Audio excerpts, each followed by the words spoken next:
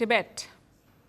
In the 1980s and 1990s, it was all the rage. But today, the movement seems to have lost its momentum. Their spiritual leader, the Dalai Lama, was forced to flee. He will turn 90 in July this year, so naturally there are questions about his successor. He says his successor will be born outside China, in the free world, as he called it. Of course, Beijing is having none of it. They say the next Dalai Lama must come from China, which brings us to the larger story here, the story of the Tibetan movement. So they had every right to resist Chinese occupation. But that's not why the West supported them. Their reason, the reason for Western support, was purely political. A tool to keep China in check, a tool to build pressure on the Chinese.